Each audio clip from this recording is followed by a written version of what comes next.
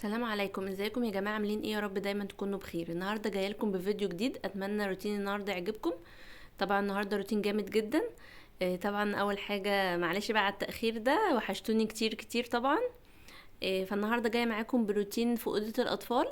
اتمنى روتين النهارده يعجبكم وتقولوا لي ايه رايكم فيه في الكومنتات.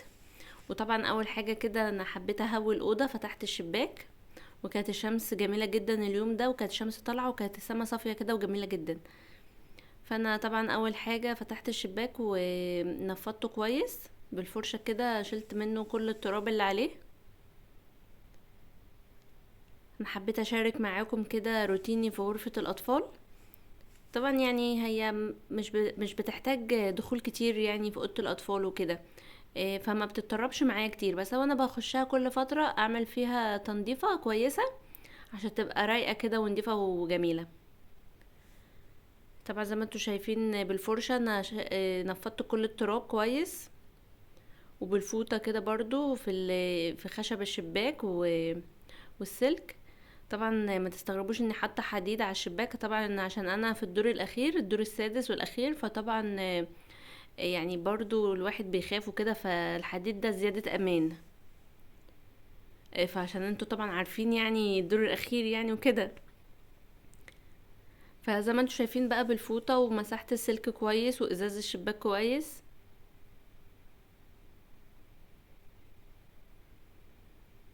وخليت الشباك بقى نضف كده وبقى جميل جدا. وحبيت بقى اوريكم المقطع ده، السما كانت صافية جدا وكان شكلها تحفة تحفة جدا، والشمس يوميها كانت طالعة وجميلة بجد. اليوم ده كان حلو وما كانش فيه شتاء، فاليوم ده كان جميل جدا. وهنا كنت خلصت الشباك ونضفته كويس، وبعد كده بقى ايه قفلت الشيش برضو عشان اخلي الأوضة كده مشمسة وحلوة واغير لها هوا. وبرضو زي ما انتوا شايفين بقى جيت على السراير وكده ومسحت السرير من ظهره، وكويس جدا بالديتول. طبعا انا بعقم بالديتول عشان اخلي الحاجه معايا معقمه ونضيفه وجميله. طبعا النهارده معايا دعاء حبيت اقوله لكم كده. يعني دعاء هو في كلمتين بسيطين جدا لطلب الرزق، اللي عنده ضيق في الرزق او نفسه ربنا سبحانه وتعالى يفتح عليه ويديله من فضله، يدعي الدعاء ده في كلمتين بسيطين جدا. جاء رجل الى رسول الله صلى الله عليه وسلم، ضيف جاء للنبي محمد صلى الله عليه وسلم، ارسل لزوجاته فما لقاش عندهم اكل، وقال ايه؟ قال اللهم اني اسالك من فضلك ورحمتك فانه لا يملكه الا انت، فاهديت اليه شاة مصليه، فقال هذا من فضل الله ونحن ننتظر رحمته. يبقى هو ده دعاء ربنا سبحانه وتعالى. قال اللهم اني اسألك من فضلك ورحمتك فانه لا يملكه الا انت. ربنا سبحانه وتعالى على طول استجاب للدعاء ورزقه. يبقى لما يكون عندك ضيق في الرزق او اي حاجة ادعي بالدعاء ده، ربنا سبحانه وتعالى يوسع عليكي. وربنا وربنا سبحانه سبحانه وتعالى قال لنا قبل كده في القرآن الكريم اسألوا الله من فضله، وقال أيضا قل إن الفضل بيد الله يؤتيه من يشاء. إذا اسأل اللهم إني أسألك من فضلك ورحمتك فإنه لا يملكها إلا أنت. بجد الدعاء ده جميل جدا، وطبعا بيوسع الرزق، ولو حد عنده ضيق في الرزق ربنا سبحانه وتعالى بيفتح عليه. يعني كده أوصيكم تقولوا الدعاء ده حلو جدا. وطبعا زي ما احنا متعودين بنصلي على النبي في الفيديو ونقول اللهم صل وسلم وبارك على سيدنا محمد وعلى آله وصحبه أجمعين. ونستغفر كتير، استغفر الله العظيم من كل ذنب عظيم، واستغفر الله العظيم وأتوب إليك. ونتحوكل كتير، لا حول ولا قوة إلا بالله. وزي ما انتوا شايفين بقى نرجع للروتين بتاعنا. انا نفضت السراير كويس، وبعد ما نفضت السراير فرشت الملايات برضو في السرير التاني. يعني اللي عملته هنا كررته هنا برضو. هو روتين كده النهارده خفيف وبسيط، اتمنى كده يكون خفيف عليكم وتقولوا لي ايه رايكم فيه. وبعد ما فرشت الملايات بقى برضو اللحاف فرشته،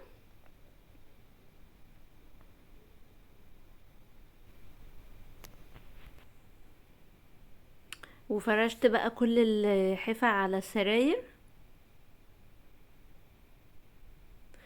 وظبطت كده الشكل عشان يبقى الشكل مرتب كده ومنظم وحلو.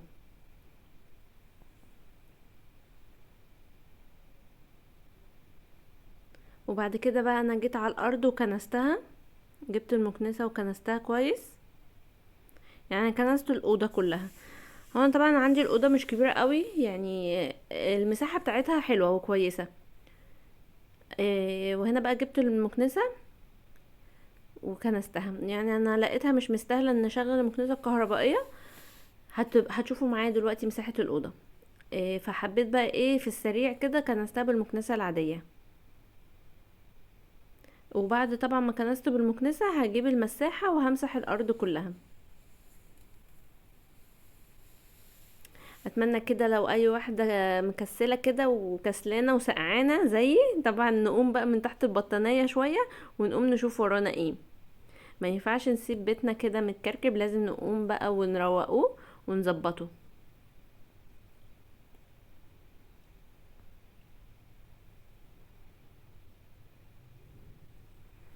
وطبعا يعني ربنا يقوينا ويعيننا على الشتاء اللي احنا فيه ده، والدنيا ساقعه قوي بجد، يعني الشتاء السنه دي جاي صعب قوي. فربنا يقوينا بقى لشغل البيت. فانا كنت كنست الارض كلها وظبطتها ولميت برضو بالجاروف، وهنا بقى جبت المساحة ومسحت الارض، مسحت كل الارض معايا.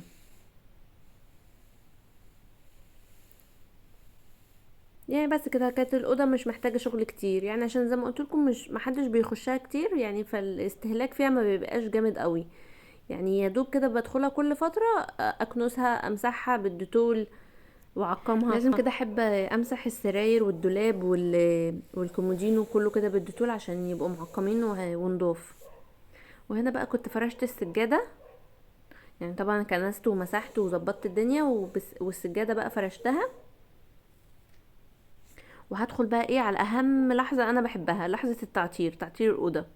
وكده ده الشكل النهائي للاوضه، اتمنى يعجبكم. وعطرتها وخليتها زي الفل. وده برضو مساحه الاوضه يعني. فكان فيديو يا رب يعجبكم النهارده وتقولوا لي ايه رايكم فيه. وما تنسونيش بقى في اللايك والسبسكرايب وتفعيل زر الجرس ليصلك مني كل فيديو جديد بنزله. والقاكم في فيديو جديد تاني، ومع السلامه.